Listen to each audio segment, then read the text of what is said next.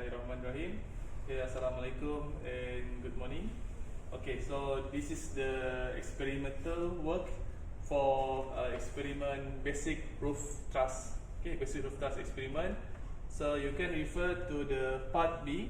Okay, experimental work. So basically, this is the figure in the left sheet that you can see in your left sheet. So this is the 60-degree apparatus. So let's go to the real equipment. So as you can see here, this is the truss. Okay, this is the actual truss that you're going to use for this experiment. And then we have the important part here. First is the dial gauge. Okay, you can see in the dial gauge. So basically, we can set this dial gauge according to the forces.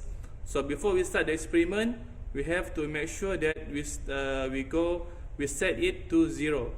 Okay, we set it to 0, then we can proceed with the experiment. So this is very important to avoid the zero error. Okay, and then this is the part, okay, where we can set the angle. Okay, if you can refer to the depth sheet, okay, the next page here. Okay, this is the next page. You can see the angle here. Okay, you can see, for example, in here, this is the first hole is set for 30 degree, the second for 45 degree, and then the third one for 60 degree. Okay, so now we set it at 60 degree because we are going to conduct the experiment for the first one, which is figure 5a. We set at 60 and 60 degree. Okay, and then this is the part where we can hang the sample. Okay, so this is the load that we're going to use. This is the weight hanger that we're going to use.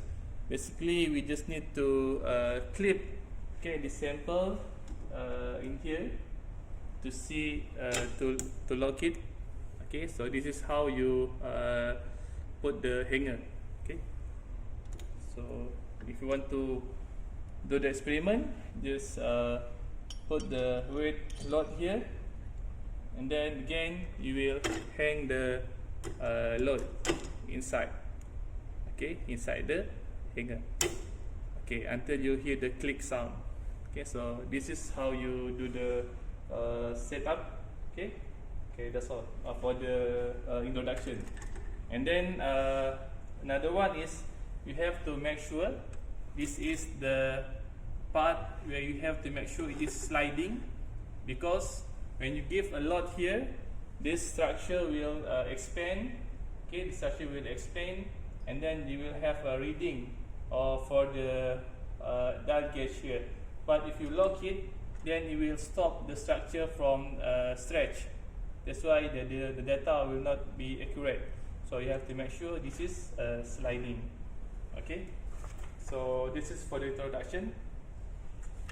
Okay, so for the real experiment, so you may refer to task 7. Okay, so for the task 7, you will see we will have the applied load, and then this is the member 1, member 2, and member 3. Okay, so basically we will apply 10, 20, 30, 40, and 50 Newton. Okay, so this is the load we're going to use. It's the 10 Newton load, it's written here, and then this is the 20 Newton load. Okay, you can refer here. Okay, so basically for the member, we can call it, this is the left one, member number 1.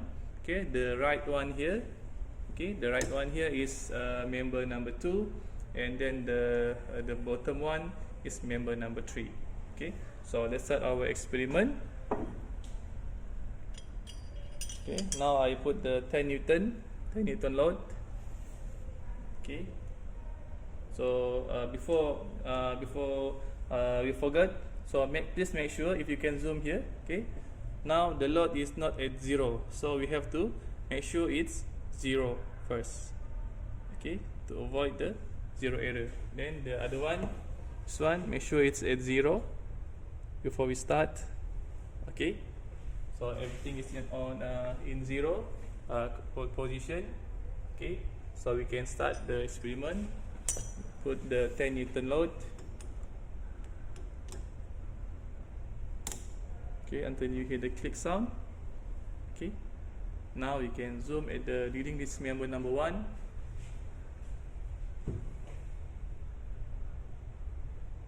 Okay, this is member number 2.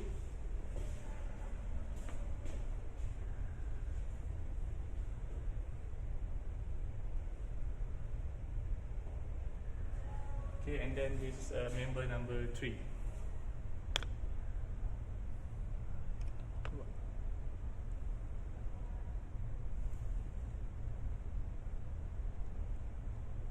Okay.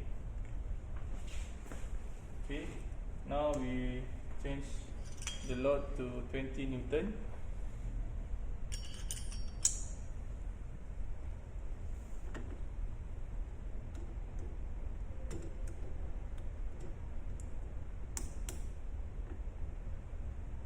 Okay. Member number 1.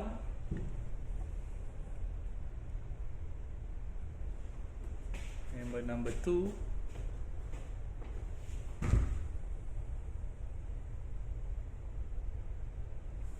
And member number 3.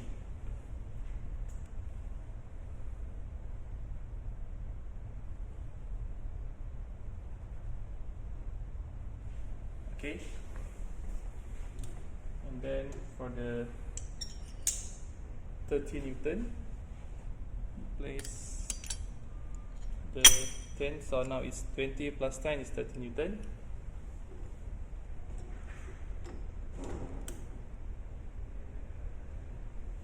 Okay, member number 1, member number 2,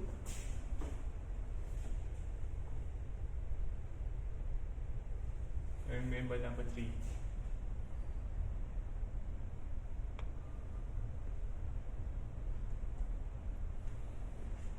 Okay, and then for the 40 Newton, we combine the two set of 20 Newton load.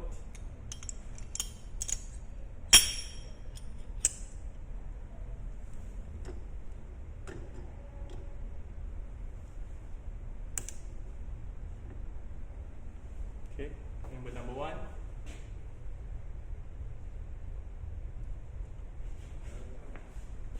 Member number 2.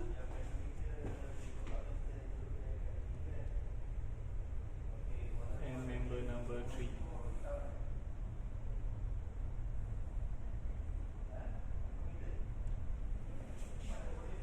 Okay. And then the last one is for 50 Newton. So 20, 20 and 10 Newton. So it's 50.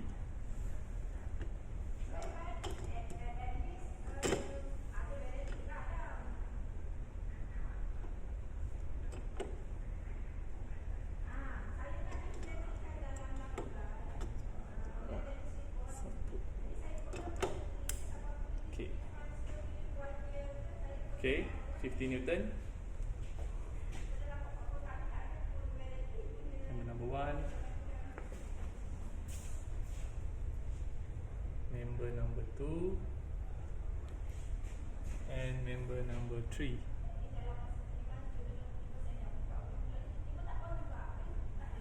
Okay, so that's for the 50 Newton.